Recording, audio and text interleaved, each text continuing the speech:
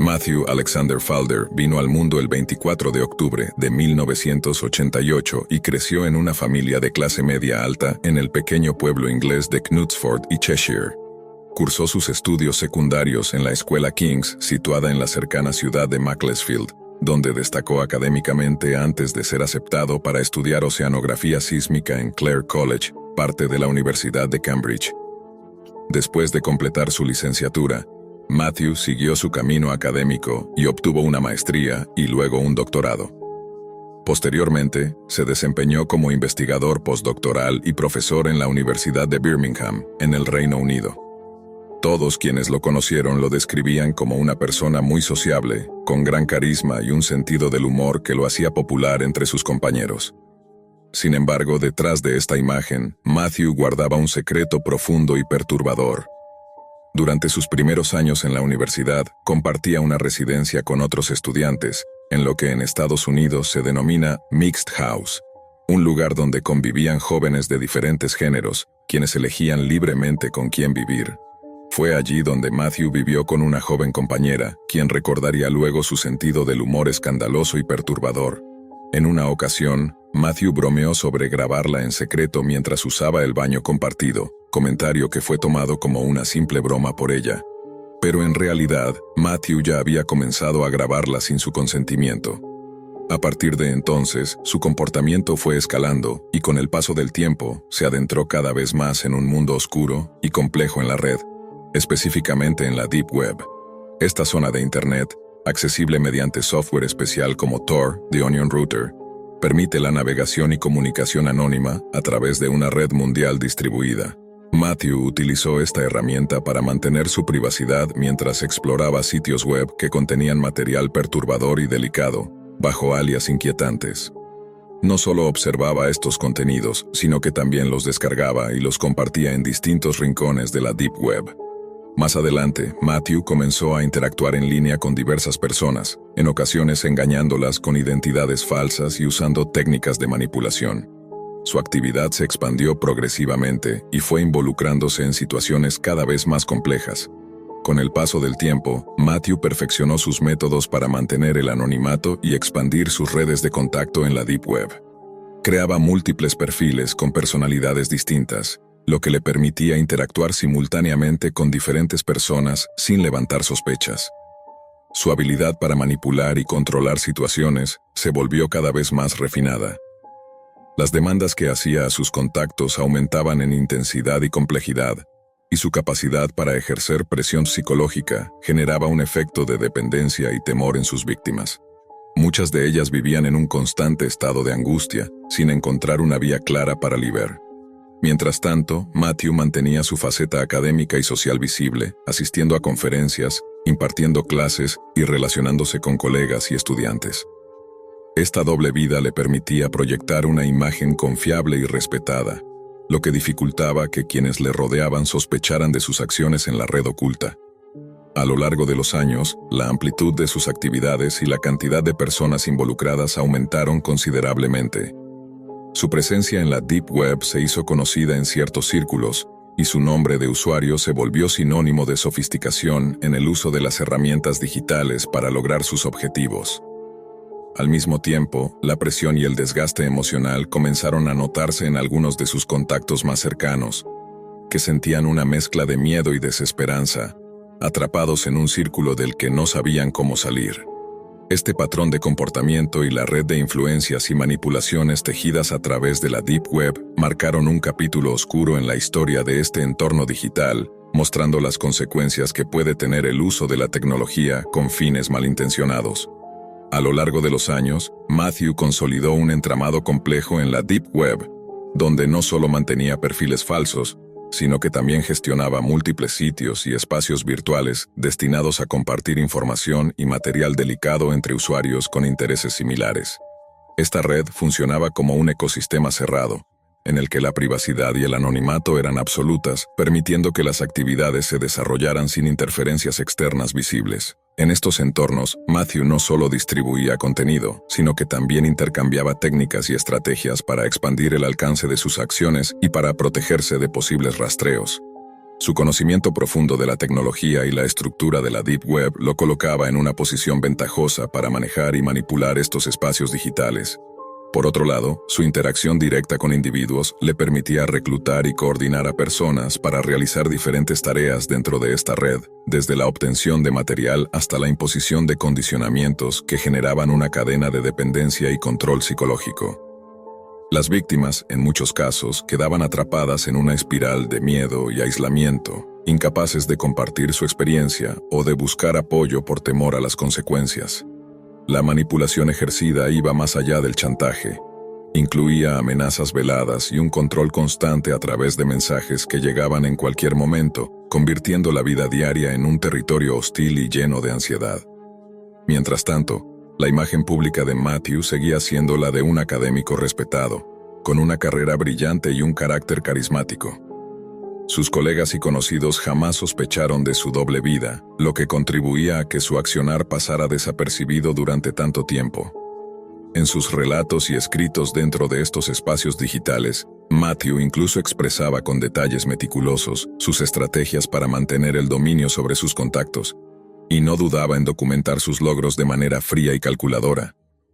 Su narrativa interna revelaba una mente que disfrutaba del control absoluto y que veía su accionar como un juego macabro en el que tenía la ventaja.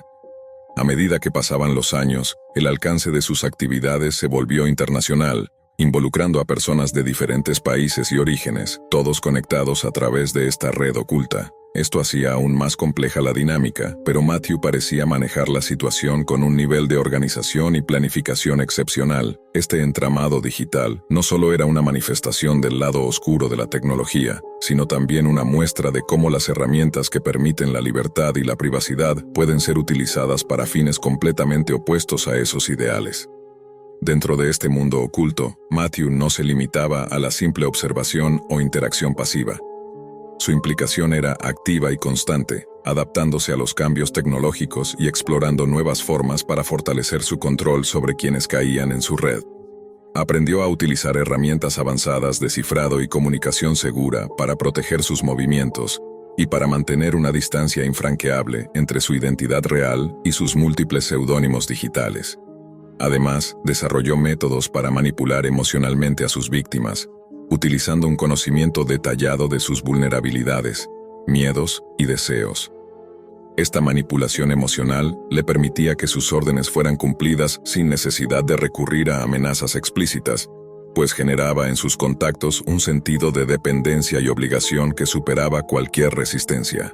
Los días y semanas se convertían para las víctimas en una sucesión interminable de mensajes, solicitudes y pruebas impuestas, muchas veces humillantes y degradantes, que poco a poco minaban su autoestima y las aislaban socialmente. El impacto en sus vidas era profundo y duradero, afectando su salud mental y sus relaciones personales. En contraste, Matthew continuaba su vida cotidiana sin mostrar señales visibles de la doble existencia que llevaba. Participaba en conferencias, publicaba investigaciones académicas y cultivaba relaciones sociales que reforzaban la imagen pública de un joven brillante y prometedor. Su habilidad para mantener esta fachada era notable, y esto dificultaba aún más que alguien sospechara sobre sus verdaderas actividades. Con el tiempo, su red en la Deep Web se expandió no solo en número de contactos, sino también en alcance y sofisticación. Implementó esquemas complejos para distribuir contenido y para reclutar a nuevos miembros en su círculo, todo ello mientras reforzaba las capas de seguridad que lo mantenían protegido. Sin embargo, esta expansión también implicaba un mayor riesgo, pues la cantidad de personas involucradas y la complejidad de las operaciones hacían más difícil mantener el control total. Aún así, Matthew parecía anticiparse a posibles problemas y actuaba con una precisión casi quirúrgica para evitar que su mundo oculto fuera descubierto. A lo largo de este tiempo, su historia se convirtió en una advertencia sobre los peligros y los límites del uso anónimo de la tecnología, y sobre cómo la combinación de habilidades intelectuales y acceso a herramientas digitales puede tener consecuencias devastadoras cuando se emplea sin ética ni responsabilidad. En medio de este entramado digital, Matthew también empleaba técnicas de aislamiento para asegurar que sus contactos no buscaran ayuda externa. Utilizaba mensajes diseñados para sembrar dudas sobre la confianza en familiares o amigos, sugiriendo que nadie podría entender su situación o que incluso podrían juzgarlos negativamente. Este mecanismo fortalecía la dependencia emocional y mantenía a las víctimas atrapadas en un ciclo difícil de romper. La presión constante y el sentimiento de vulnerabilidad minaban la capacidad de las personas para tomar decisiones claras y buscar apoyo. El miedo a las consecuencias de romper el silencio era un obstáculo permanente, reforzado por la amenaza implícita de la difusión del material o información comprometedora. Mientras tanto, en el ámbito académico, Matthew avanzaba con reconocimientos y oportunidades que aumentaban su prestigio profesional. Su talento y dedicación eran reconocidos públicamente, lo que hacía aún más difícil imaginar que alguien con esa imagen pudiera tener otra faceta tan distinta y compleja. Esta doble vida le otorgaba una sensación de poder absoluto, al poder moverse entre dos mundos que parecían incompatibles pero que para él coexistían sin fricciones visibles. Su capacidad para dividirse entre la luz de su carrera y las sombras de la Deep Web le permitía mantener un equilibrio precario pero efectivo. A lo largo del tiempo, Matthew utilizó múltiples identidades digitales, cada una con su propio estilo y estrategia, lo que dificultaba cualquier intento de seguimiento o identificación. Estas personalidades falsas servían tanto para expandir su alcance como para proteger sus operaciones de posibles infiltraciones o descubrimientos. La creación y manejo de estos perfiles requería una organización meticulosa y un profundo conocimiento tecnológico, algo que Matthew dominaba a la perfección. Su habilidad para mantener esta red compleja fue una de las razones por las que sus actividades permanecieron ocultas durante tanto tiempo. Sin embargo, este mundo oculto y controlado también estaba lleno de riesgos y tensiones. La constante necesidad de ocultarse, de vigilar cada paso y de mantener el control sobre las personas involucradas demandaba una atención exhaustiva y un esfuerzo constante. Este estado de alerta permanente se convirtió en parte integral de su existencia, marcando cada uno de sus días. A medida que pasaban los años, Matthew perfeccionó su dominio sobre los mecanismos digitales que utilizaba. No solo se enfocaba en mantener el anonimato, sino también en anticipar movimientos y vulnerabilidades dentro de la red para evitar cualquier tipo de exposición. Su conocimiento en programación, cifrado y redes le daba una ventaja significativa, permitiéndole operar con una precisión casi quirúrgica. Además, no se limitaba a una única plataforma o herramienta. Exploraba constantemente nuevas tecnologías y métodos para asegurar que su presencia fuera indetectable. Desde sistemas de comunicación cifrados hasta plataformas alternativas para compartir información, Matthew se mantenía siempre un paso adelante. Este constante aprendizaje y adaptación formaban parte de su estrategia para expandir su influencia dentro de la Deep Web, creando un entramado donde múltiples perfiles y redes se entrelazaban para dificultar aún más cualquier intento de desmantelamiento. Por otro lado, su capacidad para manipular emocionalmente a sus contactos se había convertido en una especie de arte. Sabía exactamente qué palabras utilizar, cuándo hacerlo y cómo mantener la tensión para que la dependencia se mantuviera viva y fuerte. Las personas con las que interactuaba llegaban a sentirse atrapadas en un laberinto emocional, donde cada paso estaba marcado por la necesidad de cumplir con las demandas y evitar consecuencias percibidas como devastadoras. En contraste, la vida pública de Matthew seguía brillando. Su carrera académica avanzaba con rapidez. Sus investigaciones eran valoradas y participaba activamente en conferencias y proyectos universitarios. Esta doble existencia era para él un equilibrio delicado, pero que le permitía sentir que tenía el control total. Sin embargo, el peso de mantener este equilibrio y la magnitud de sus acciones no eran insignificantes. La complejidad de sus actividades requería no solo conocimientos técnicos, sino también una fortaleza psicológica considerable para manejar las múltiples facetas de su vida y evitar que cualquiera de ellas se derrumbara. Esta historia es una muestra de cómo el acceso a tecnologías avanzadas y la capacidad intelectual pueden ser usados de maneras completamente opuestas, y de la importancia de comprender tanto los beneficios como los riesgos que conlleva la privacidad y el anonimato en la red. Finalmente, tras años de actividad oculta y sofisticada, la red de conexiones y comportamientos que Matthew había tejido comenzó a mostrar grietas. Sin embargo, su historia no solo es un relato sobre oscuridad, sino también un recordatorio sobre la importancia de la responsabilidad digital y la vigilancia en espacios donde la privacidad puede ser tanto una herramienta para la libertad como un escudo para actos dañinos. La vida de Matthew Alexander Falder terminó marcada por las consecuencias de sus decisiones y actos en ese espacio oculto de Internet. Su caso ha servido como un punto de reflexión para expertos, instituciones y usuarios sobre los riesgos latentes en la Deep Web y la necesidad de promover un uso ético y seguro de las tecnologías digitales. Este relato nos invita a estar atentos y a comprender que, detrás de la tecnología, siempre hay personas con intenciones que pueden ir desde lo más noble hasta lo más perjudicial, y que la responsabilidad individual y colectiva es clave para construir un entorno digital más seguro para todos. Nunca imaginé que mi propia sangre pudiera valer algo. Claro, siempre supe que donar salvaba vidas, pero en cada banco de sangre donde lo hice, lo máximo que recibía era un puñado de galletas o un vaso de jugo. La universidad estaba resultando más cara de lo que pensaba. Mi dieta diaria se había reducido a fideos instantáneos y ramen barato, y a duras penas lograba equilibrar mi trabajo con mis estudios. Una noche, mientras me sumergía cada vez más en las profundidades de la Deep Web, sentía una mezcla de curiosidad y fascinación por ese mundo oculto. Nunca pensé en comprar nada ahí. Además, no tenía dinero, pero me entretenía explorando las tiendas clandestinas. Fue entonces cuando di con un enlace que decía algo como donantes de sangre remunerados pagos en Bitcoin. La frase me llamó la atención al instante. Al entrar, vi un listado con tipos de sangre y el precio por cada 100 mililitros. Mi tipo, A negativo, tenía un valor increíble. Ofrecían 25 bitcoins por esa cantidad. Otros tipos de sangre, como el O positivo, que supuse era más común, tenían un valor mucho menor. En la página había un formulario para los interesados en donar. Sin pensarlo mucho, lo completé con mi tipo de sangre, correo electrónico y un par de preguntas sobre mi salud y envié la solicitud. Luego seguí curioseando otros productos extraños que vendían.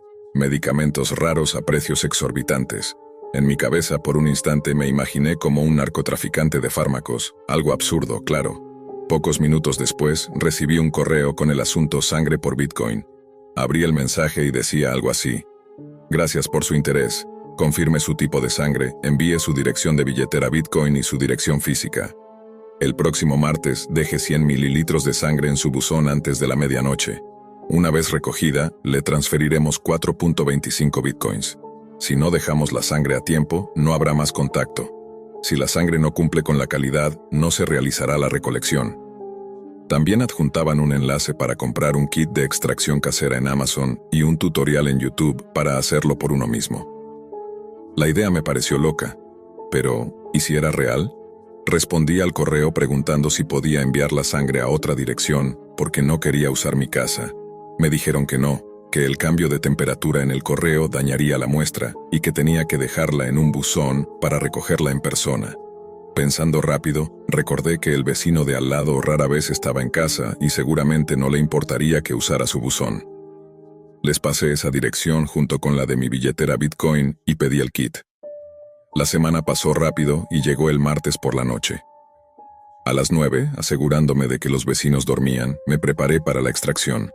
Había visto el video y, aunque nunca me había sacado sangre solo, había sido donante antes, así que sabía un poco. Con cuidado, inserté la aguja y la sangre empezó a llenar el vial. Usé viales de 120 mililitros, así que llené uno hasta el borde. Luego me curé y me dirigí al buzón del vecino para dejarlo. Caminé rápido de regreso a casa, mirando para todos lados para asegurarme de que nadie me veía. Todo estaba en calma. Apagué las luces y me senté junto a la ventana, con la cortina entreabierta para vigilar el buzón hasta medianoche, que era la hora límite para la recolección. Empecé a distraerme con el teléfono, revisando redes y mensajes, pero justo pasada la 1 de la madrugada, noté una sombra que cruzaba la acera. Era un hombre alto, vestido completamente de negro, con una sudadera con capucha. Su piel era pálida, demasiado pálida, y solo pude distinguir un poco de su rostro y manos en la débil luz de la calle. Se acercó al buzón, abrió la tapa, tomó el vial y lo examinó con detenimiento. Parecía comprobar que todo estuviera bien. Después se giró y desapareció caminando hacia la oscuridad. Sentí una mezcla de emoción y miedo. Cerré las cortinas y me fui a la cama, preguntándome qué harían con mi sangre. A la mañana siguiente revisé mi correo y vi un nuevo mensaje que decía: delicioso. Recogeré 200 mililitros el próximo martes. No responda, su pago ya fue realizado. Consulté mi billetera Bitcoin y, para mi sorpresa, había recibido más de 25 Bitcoins. Aunque el tono del mensaje me resultaba inquietante, el dinero era demasiado bueno para ignorarlo. La semana siguiente pasó volando entre mis clases y trabajo, aunque no podía quitarme de la cabeza el extraño correo y la figura misteriosa que había recogido mi sangre. El martes por la noche me preparé para repetir el proceso. Esta vez, llené 2 viales de sangre y, con la misma cautela, los dejé en el buzón del vecino. Me senté junto a la ventana, con la cortina apenas corrida, esperando ver a la sombra oscura nuevamente. Y justo pasada la 1 de la madrugada, apareció. La figura pálida y alta volvió a cruzar la calle con su paso silencioso y seguro. Tomó los viales, los inspeccionó como la vez anterior, y desapareció en la noche. Sentí un escalofrío recorrer mi espalda. Al día siguiente, revisé mi billetera Bitcoin y noté que el pago había aumentado. Esta vez eran más de 50 Bitcoins. Recibí un mensaje corto, solo decía: delicioso, quiero más. El siguiente pedido llegó rápido y con un tono aún más inquietante. Necesitaban 500 mililitros. Al principio la cifra me pareció enorme, pero con ese dinero podría cubrir casi 2 meses de renta y comida. Mi mente intentaba justificar la situación. Después de todo, solo es sangre. No es un problema, puedo hacerlo. Compré más viales y esperé ansioso la próxima semana. La extracción fue más difícil de lo esperado. Sentir como mi cuerpo perdía esa cantidad me mareaba y me ponía ansioso. Aún así, dejé los viales en el buzón y esperé. La figura volvió puntual, como siempre, y desapareció con la sangre. El pago llegó la mañana siguiente. Casi 100 bitcoins. Pero con cada mensaje, la palabra delicioso se repetía, como si alguien estuviera disfrutando realmente de mi sangre. Y eso me inquietaba más de lo que quería admitir. Un nuevo pedido fue enviado. 1 litro de sangre. Sentí una oleada de miedo. No sabía si podía soportar ese volumen y todavía funcionar normalmente. Investigué en internet y encontré que podía ser posible, aunque con riesgos evidentes para mi salud. A pesar de las dudas, ordené más kits y me preparé para lo que sería la extracción más grande de mi vida. El día llegó y con esfuerzo llené 10 viales. El proceso me dejó agotado, mareado y con la visión borrosa por momentos. Apenas podía sostenerme para dejar la caja con los viales en el buzón. Vi la figura acercarse, abrir la caja, y por un instante noté una sonrisa torcida en ese rostro pálido y sin expresión. Se perdió en la oscuridad de nuevo. Desperté horas después, débil, pero con la confirmación de que me habían pagado. 415 bitcoins estaban en mi billetera. Los correos continuaron cortos y firmes. Delicioso, 1 litro más el próximo martes. Mi cuerpo ya comenzaba a resentir las extracciones continuas. Estaba agotado, sin energía y cada vez más nervioso por lo que estaba haciendo. Traté de tomarme un descanso. Le escribí pidiendo más tiempo para recuperarme, pero la respuesta fue fría y directa. 1 litro el próximo martes, o de lo contrario. El o de lo contrario no estaba claro, pero su sola presencia me heló la sangre. Sentí que estaba lidiando con alguien o algo fuera de lo común. El miedo se mezclaba con la necesidad económica. La semana siguiente, el martes llegó y no extraje sangre. Me senté a observar, a esperar que la figura apareciera. Cuando la vi salir de las sombras, cruzar hacia el buzón, algo diferente sucedió. Comenzó a mover con ansiedad las cartas dentro, como si buscara algo más. De repente, emitió un silbido profundo y ronco que rompió el silencio de la noche. Miró hacia el cielo y luego directamente hacia mi ventana, con una mirada que parecía atravesarme. Mi corazón latía con fuerza y me quedé paralizado, sin poder mover ni un músculo. Su rostro, pálido y sin cejas, me dejó pensando en si realmente estaba frente a una criatura que no era humana. Después de unos segundos eternos, se giró y se adentró en el jardín del vecino, desapareciendo tras una ventana que rompió con un golpe seco. Escuché gritos desesperados y luego 3 disparos resonaron en la noche. Todo se volvió un caos con sirenas y luces azules y rojas que se acercaban rápidamente. Al asomarme, vi a los vecinos y policías llegar para atender la emergencia. Mi vecino había sido atacado brutalmente y yacía en el suelo, muerto, con señales de una violencia que no parecía humana. Quedé congelado, aterrorizado y culpable. Sabía que todo esto era por mi culpa, por haberle dado la dirección de mi buzón a ese ser extraño. La policía comenzó a interrogar a todos, pero yo no pude contar la verdad. El miedo y la culpa me paralizaron. Esa noche, al revisar mis correos, descubrí que todas las conversaciones habían desaparecido, como si nunca hubieran existido. En la escena del crimen, la policía encontró rastros de una pintura corporal blanca que explicaba el extraño color de piel del visitante. Por un momento pensé que estaba enfrentando a un psicópata que se creía vampiro, pero el horror de la realidad era innegable. Desde entonces, no he vuelto a tener noticias de ese extraño ni de la Deep Web. Los días posteriores al incidente fueron una mezcla de paranoia y agotamiento. Me costaba trabajo dormir. Cada sombra, cada ruido inesperado me hacía sobresaltar.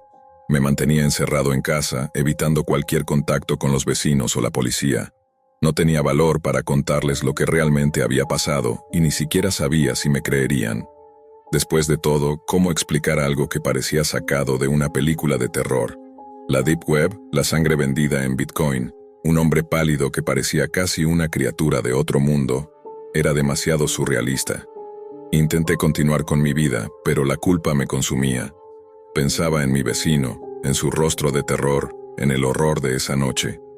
Me preguntaba qué iba a pasar conmigo ahora que ese ser sabía exactamente dónde vivía.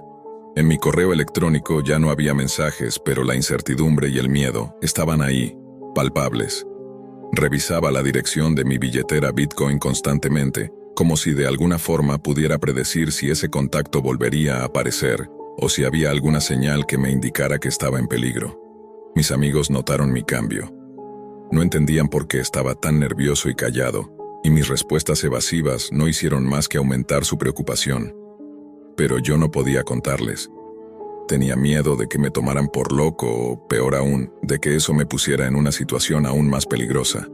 Por la noche, a veces sentía una presencia cerca de la casa, un frío que no podía explicar. Me asomaba a la ventana, esperando ver esa figura pálida que había venido por mi sangre, pero no había nada. Solo la oscuridad y el silencio. Comencé a investigar más sobre la Deep Web, sobre esos mercados clandestinos y las historias que circulaban de usuarios que desaparecían o terminaban en situaciones similares a la mía. Descubrí que muchas veces, detrás de esos intercambios, se escondían redes de tráfico ilegal, experimentos macabros o sectas con prácticas perturbadoras. Pero lo que más me inquietaba era la idea de que, quizás, mi sangre no solo era un producto, sino parte de algo mucho más oscuro. Algo que no alcanzaba a comprender. Mientras tanto, mi salud seguía deteriorándose. El agotamiento era constante, y a veces tenía episodios de mareo y debilidad. Pensé en ir al médico, pero también temía que una revisión revelara algo extraño o que, por alguna razón, la policía pudiera involucrarme. La sensación de estar vigilado no desaparecía. Cada vez que salía de casa sentía que alguien me seguía, que mis pasos eran observados. Cambié mi rutina, mis horarios, pero el miedo persistía. Una noche, recibí un mensaje nuevo en un correo que no reconocía. Era breve, casi un susurro digital. No te has librado, la deuda sigue. El frío me recorrió por completo. Sentí que esa presencia que me había perseguido no era solo una figura pálida, sino algo que ahora estaba atrapado conmigo, que me había marcado y no me dejaría en paz. Desde entonces, evito todo contacto con la Deep Web, con extraños, con cualquier cosa que pueda volver a atraer esa oscuridad. Pero sé que el miedo y esa sombra están ahí, esperando el momento para regresar. Los días se convirtieron en semanas y las semanas en meses, pero la sensación de que algo me seguía no desapareció. La paranoia se instaló en mi mente con fuerza. Ya no sabía distinguir entre las sombras reales y las que mi imaginación creaba para protegerme. Evitaba mirar por las ventanas cuando caía la noche y apagaba todas las luces para que no pudieran verme desde afuera. Mi cuerpo seguía débil, aunque ya no extraía sangre desde aquella fatídica última vez. Cada vez que intentaba dormir, los recuerdos de esa figura pálida y su mirada penetrante me acosaban. En ocasiones sentía un roce frío en la piel, como si algo invisible intentara tocarme. Por más que intentaba racionalizarlo, la realidad se iba desmoronando ante mis ojos. Comencé a revisar con más detalle la información que había encontrado sobre la Deep Web y los mercados ilegales. Descubrí rumores sobre organizaciones secretas que usaban la sangre humana para experimentos extraños, rituales oscuros o incluso para crear sustancias que otorgaban poderes, algo que parecía sacado de una novela de terror, pero que ahora me parecía posible. Cada vez que repasaba esas historias, sentía que la mía encajaba en alguna parte, pero no sabía si era víctima de una conspiración real o solo el producto de mi mente aterrorizada. Mi vida social se había reducido a casi nada. La gente intentaba acercarse, pero yo me aislaba más y más. Los amigos que quedaban preguntaban, preocupados, pero yo no podía contarles lo que había pasado, no sin sonar como un loco. En el trabajo y la universidad, trataba de mantener la compostura, pero la fatiga y la ansiedad se notaban. A veces me sorprendía a mí mismo con ataques de pánico y sudor frío, recuerdos fugaces que me hacían temblar. Una noche, mientras navegaba en internet, vi un foro anónimo donde alguien hablaba de experiencias similares a la mía. Donantes que recibían pagos extraños por sangre y luego desaparecían o sufrían consecuencias terroríficas. El miedo me envolvió de nuevo. Intenté bloquear cualquier contacto con la Deep Web, pero sentía que ese acuerdo invisible me perseguía. Sin embargo, lo que realmente me heló la sangre fue el momento en que un correo apareció en mi bandeja de entrada, con un asunto vacío y un único mensaje. Esto no ha terminado. Mi corazón se aceleró, mi respiración se cortó y el miedo se apoderó de mí. Sabía que esa era la señal de que la sombra no se había ido para siempre, que estaba acechando, que el precio de mi sangre no había sido solo monetario. A partir de ese mensaje en blanco, mi mundo comenzó a desmoronarse aún más rápido. Cada sonido en la noche me hacía sobresaltar. Los crujidos de la casa, el viento golpeando las ventanas, pasos que parecían acercarse y alejarse sin explicación alguna. Las noches eran las peores. Me obligaba a quedarme despierto, observando el buzón del vecino desde la ventana con el corazón en la garganta, temiendo volver a ver esa figura de piel tan pálida y mirada vacía. Sin embargo, las noches pasaban sin que nadie apareciera, y eso me dejaba en un limbo insoportable, ni seguridad ni consuelo. La fatiga física y mental me estaba consumiendo. Mis estudios se resintieron, y el trabajo comenzó a parecer una montaña imposible. Pero aún así, algo me impulsaba a seguir adelante, a buscar respuestas. Decidí tomar la computadora y adentrarme de nuevo en los rincones más oscuros de la Deep Web, intentando encontrar algún indicio que explicara lo que estaba viviendo. No fue fácil, muchas páginas y foros estaban bloqueados o protegidos, y la mayoría de los enlaces parecían llevar a callejones sin salida. Pero finalmente, di con un foro oculto, uno que parecía estar dedicado a intercambios macabros y negocios clandestinos. Ahí, entre mensajes codificados y símbolos extraños, encontré referencias a clientes que pagaban por sangre humana para propósitos especiales. Algunos usuarios hablaban de rituales, otros de experimentos, y había advertencias sobre no cumplir con los pedidos. Un hilo llamó mi atención. Alguien mencionaba a un donante reciente cuya sangre había sido valorada como excepcional y que había desaparecido poco después de incumplir un pedido. Leí esos mensajes una y otra vez, sintiendo que hablaban de mí, aunque no me nombraban. Sentí un escalofrío recorrerme la espalda y cerré la computadora de golpe. Intenté alejarme de todo eso, pero la realidad no me lo permitía. En mis momentos de mayor lucidez, pensaba en lo absurdo que parecía todo. Un extraño que compra sangre en bitcoins, exigencias oscuras, mensajes crípticos y una muerte violenta en el vecindario. Pero el miedo no era producto de mi imaginación. Lo había vivido. Lo sentí. Comencé a notar cambios extraños en mi cuerpo. Mi piel estaba más pálida. Mis ojos tenían un brillo extraño bajo la luz y a veces sentía una energía fría recorriéndome. Era como si algo dentro de mí estuviera cambiando lentamente. Intenté hablar con un médico, pero no encontré explicación para mis síntomas. El miedo a que me descubrieran o me pusieran en tratamiento también me frenó. Las visitas a casa se volvieron escasas. No quería que nadie me viera en ese estado. Y una noche, justo cuando el reloj marcaba la 1 de la mañana, un golpe fuerte en la puerta me sobresaltó. Mi corazón latía con fuerza descontrolada. Abrí la ventana, pero no había nadie afuera. Solo el susurro del viento y la oscuridad. De repente, sentí una presencia detrás de mí. Me giré lentamente y en el reflejo del espejo vi una sombra que se desvaneció en un parpadeo. Desde entonces, la línea entre la realidad y la pesadilla se volvió borrosa.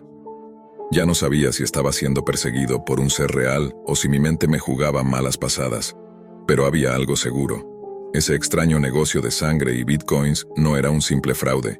Era una puerta a algo oscuro y peligroso, y yo había sido atrapado en su interior sin salida aparente. La última noche fue la más aterradora de todas. Sentado en la oscuridad, con cada músculo tenso y el corazón latiendo en mi garganta, supe que esa sombra pálida regresaría. No pude evitar sentir que esta vez no era solo para recoger algo, sino que había venido por mí. Cuando la figura apareció frente a mi ventana, sus ojos oscuros me atravesaron con una mezcla de hambre y desdén. No había palabras, solo un silencio abrumador que llenaba el aire. Por un instante, sentí que el tiempo se detenía. Entonces, como un susurro helado, comprendí que ya no era solo un donante ni una víctima pasajera. Había firmado un pacto invisible con algo que iba más allá de lo humano, una deuda que no podía pagar ni evadir. A la mañana siguiente, mi casa estaba vacía. No había señales de lucha ni rastros de mi presencia, solo un mensaje en la pantalla de mi computadora. Gracias por tu sangre, hasta nunca. Nunca supe qué fue realmente esa criatura, ni qué hizo con mi sangre. Tampoco entendí por qué elegí ese camino, ni cómo terminé atrapado en esa pesadilla. Pero una cosa quedó clara. La Deep Web no es un lugar para buscar respuestas, sino un abismo que consume a quienes se atreven a adentrarse. Si alguna vez recibes un mensaje prometiendo fortuna fácil en esas sombras digitales, recuerda esta historia. Porque a veces, lo que parece una oportunidad puede ser la puerta hacia tu peor pesadilla. Hace algunos años cometí un error terrible, algo que desearía con todo mi ser no haber hecho jamás. Fue una acción que no puedo deshacer, aunque daría lo que fuera por poder regresar el tiempo. Todo empezó cuando Emma terminó conmigo. Sé que ahora puede parecer una tontería, el típico drama de un joven herido por amor. Y en efecto, eso fue exactamente. Pero las consecuencias fueron devastadoras.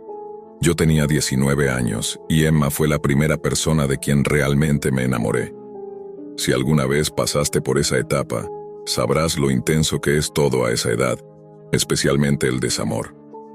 Emma y yo habíamos estado juntos por casi 2 años, pero nuestra relación nunca fue sencilla. Éramos jóvenes, inmaduros, y las discusiones eran frecuentes. A veces por cosas insignificantes. Sin embargo, siempre terminábamos reconciliándonos. Cuando finalmente le pregunté qué pasaba, ella no solo admitió que ya no sentía lo mismo, sino que me dijo que se había enamorado de otro. Eso me destrozó el corazón porque yo todavía la amaba. Pero lo que más dolió fue descubrir que ella había estado conmigo mientras estaba con otra persona. Cuando le reclamé, solo se excusó diciendo que esperaba el momento adecuado para decírmelo, para no lastimarme. Como si no fuera suficiente el dolor de la traición, me sentí humillado y traicionado. Yo la amé con sinceridad y fui fiel durante todo ese tiempo, y sin embargo, ella me pagó con engaño. A pesar de todo, no podía odiarla del todo porque aún la amaba. Pero la rabia, el dolor y la impotencia me consumían. No podía dormir, temblaba de ira. Una noche, dominado por ese odio oscuro, encendí mi computadora y entré en la Deep Web. No era un experto, de hecho había pasado horas sin éxito navegando por ese mundo oculto. No tenía claro qué buscaba, pero en el fondo sabía que quería hacerle daño. Quería que sintiera la vergüenza y el dolor que yo sentía. Aún conservaba fotos y videos de momentos juntos, algunos muy personales. Sé que fue cruel, pero en ese momento solo pensaba en vengarme. Comencé a buscar en la Deep Web hasta que encontré un foro llamado Lista de Traviesos. El título me llamó la atención. ¿Conoces a alguien que se portó mal? Tal vez deberías agregarlo a la lista. Pensé que ese era el lugar perfecto para exponerla, para hacerla sufrir públicamente. Al principio parecía sencillo. Subiría las imágenes, vincularía sus redes sociales y dejaría que el mundo la juzgara. Pero pronto me di cuenta de que no era un foro común. Estaba dividido en secciones llamadas castigos, cada una con diferentes tipos de humillaciones para quienes fueran incluidos. Había varias categorías: Algunas parecían absurdas y hasta cómicas, pero una llamada regalo de Santa llamó especialmente mi atención. Parecía una especie de juego macabro, así que decidí probar con esa opción. Para continuar, tuve que completar un formulario con sus datos: nombre, edad, redes sociales.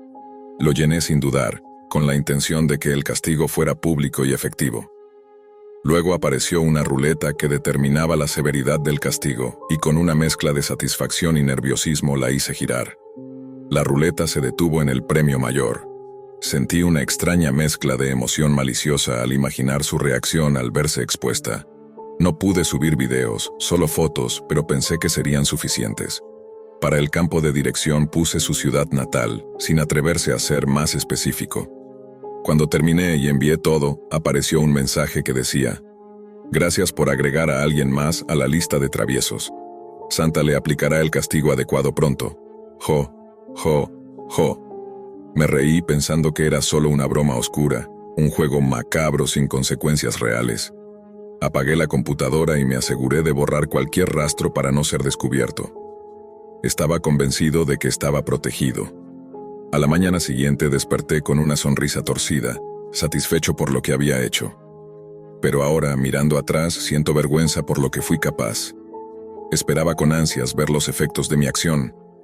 Imaginaba mensajes furiosos en sus redes sociales, llamadas llenas de rabia y angustia, incluso enfrentamientos directos. Quería verla caer en la humillación y el caos que yo había sentido. Quería que pagara por lo que me hizo.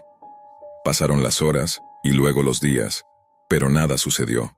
No llegó ningún mensaje, no vi publicaciones ni reacciones, ni siquiera señales de que alguien hubiera notado lo que hice. Esa ausencia de respuesta me confundió, y poco a poco empezó a invadirme una extraña sensación de vacío. Intenté acceder nuevamente al foro para revisar el estado, pero no encontré el enlace ni la página. Busqué en foros y lugares similares, pero nada, como si todo hubiera desaparecido en la nada. La incertidumbre comenzó a reemplazar mi satisfacción inicial. Con el tiempo, mi enojo se fue desvaneciendo, dejando lugar a un cansancio emocional que me hizo olvidar casi por completo lo que había hecho. La herida de la ruptura, la ira y el deseo de venganza parecían haberse disipado, como si ese acto fuera un ritual de purga que me liberó. Pero semanas después, una mañana me despertó un fuerte golpe en la puerta. Estaba confundido y molesto porque no esperaba visitas, menos a esas horas. Abrí la puerta de golpe y me encontré frente a dos oficiales de policía con expresiones serias y firmes. Mi corazón se aceleró y sentí que el miedo me paralizaba. Ellos me pidieron permiso para entrar y, aunque intenté mantener la calma, no pude evitar sentirme culpable. Pensé que me arrestarían o que me acusarían de algo, pero no fue así. Me preguntaron cuándo había visto por última vez a Emma. Me quedé sin palabras por un instante, y seguramente mi reacción fue muy sospechosa. Me recompuse y respondí que hacía semanas que no tenía noticias de ella, lo cual era cierto. Les conté dónde estuve la noche del 6 y les di detalles que confirmaron mis compañeros de trabajo. Me pidieron detalles adicionales, pero con la incertidumbre en sus ojos. Entonces me informaron que Emma había sido reportada como desaparecida desde hacía casi una semana. La última vez que alguien la vio fue cuando salió de su casa para hacer unas compras, pero nunca regresó. Sentí que el mundo se me venía encima. No podía creer lo que escuchaba. No sabía cómo reaccionar, si debía sentir culpa o miedo. No podía evitar pensar que mi acción en la Deep Web, aquella publicación maldita, podría haber desencadenado algo terrible. Los oficiales se retiraron agradeciéndome por mi colaboración, pero yo me quedé en un estado de shock. La angustia me consumía y la culpa comenzó a pesar cada vez más. Durante las siguientes semanas la incertidumbre fue insoportable. La policía seguía investigando, pero no había pistas claras. Emma parecía haberse esfumado, como si hubiera desaparecido sin dejar rastro. Cada noche me atormentaba la idea de que mi acto impulsivo hubiera puesto en marcha una cadena de eventos que acabaron con su desaparición. Me sentía responsable, aunque no sabía si eso era cierto. Mi vida se volvió un infierno. La culpa, la vergüenza y el remordimiento me empujaron a la desesperación. Comencé a beber para escapar del tormento, tratando de borrar la imagen de su rostro y el sonido de sus gritos que me atormentaban en sueños. La realidad me golpeaba cada día. Emma, la persona que amé y quise proteger, estaba en peligro y yo fui parte de ese peligro. Sabía que no podía acudir a la policía para confesar lo que había hecho, porque eso solo me convertiría en sospechoso y no ayudaría a encontrarla. Las noticias eran escasas y cada día sin respuesta era una tortura. Finalmente un día me avisaron que habían encontrado un cuerpo en una fábrica abandonada, no muy lejos de nuestra ciudad. No quería creerlo, pero el horror de la noticia me golpeó con fuerza. El cuerpo era irreconocible, pero gracias a una nota encontrada en el ojo, pudieron identificarla como Emma. La nota decía simplemente: traviesa número 22. Emma, debiste portarte bien. Santa sabe cuándo has sido traviesa. Me desplomé sin fuerzas para seguir. Todo lo que temía era cierto y yo me sentía el culpable directo. Cuando recuperé la conciencia, me encontré tirado en el suelo, con un dolor punzante en la cabeza por el golpe que recibí al caer.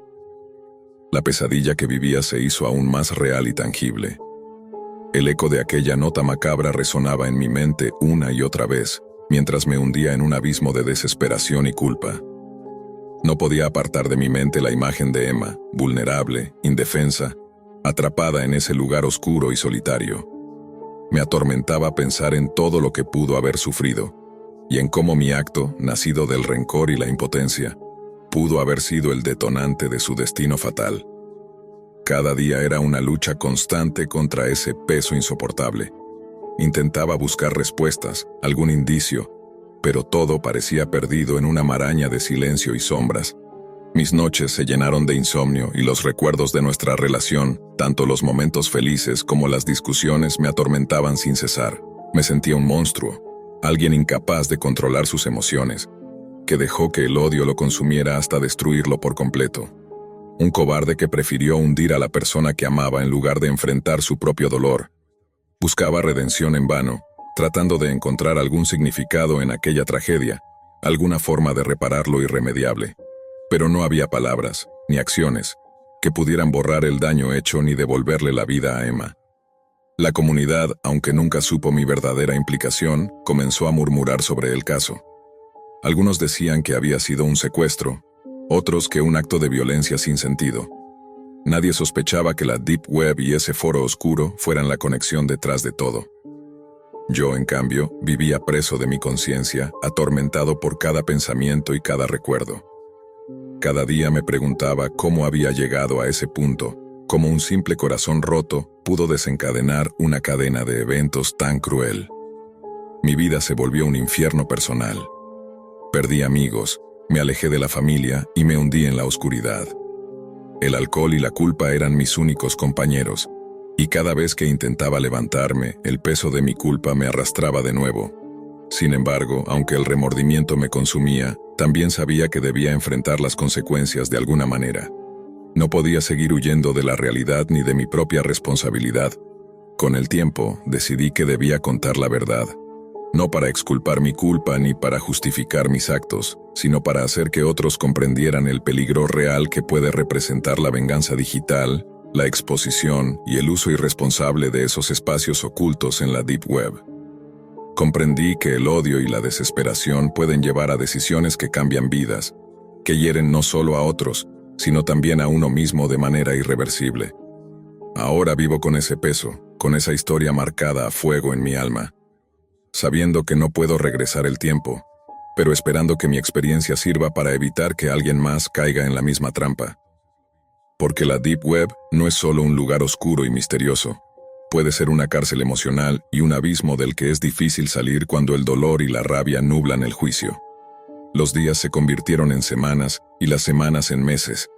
La ausencia de Emma se sentía como un vacío inmenso que devoraba cada instante de mi vida. Cada vez que cerraba los ojos, su rostro aparecía nítido, pero marcado por el sufrimiento, como una sombra que me perseguía sin descanso. Sentía que la culpa me devoraba desde dentro, una llama que nunca se apagaba. Mi entorno cambió radicalmente. Los amigos que antes me acompañaban, al verme hundido en la desesperación y el alcohol, se alejaron poco a poco. No podía culparlos. Yo mismo me alejé, incapaz de enfrentar sus miradas, sus preguntas y el peso de la verdad oculta. La familia notaba mi declive, pero mis silencios eran un muro infranqueable. Nadie podía saber realmente lo que había pasado, nadie podía imaginar el infierno en que me había convertido. Las noches se volvieron interminables. Me encontraba solo en mi cuarto. La luz de la computadora era a veces el único faro en aquella oscuridad emocional. Revisaba sin descanso los pocos mensajes que Emma me había enviado, las fotos guardadas, los recuerdos que ahora eran dagas afiladas clavadas en mi pecho. En esos momentos, el deseo de redención se mezclaba con la desesperanza. ¿Cómo pedir perdón a alguien que ya no estaba? ¿Cómo hacer las paces con uno mismo cuando el daño era irreversible? Recordaba con claridad la primera vez que encontré aquel foro en la Deep Web. Cómo, impulsado por el odio y la rabia, quise infligirle un castigo digital que pensé justo. Pero nunca imaginé que esa acción, aparentemente inofensiva para mí, abriría una puerta hacia una tragedia mucho mayor.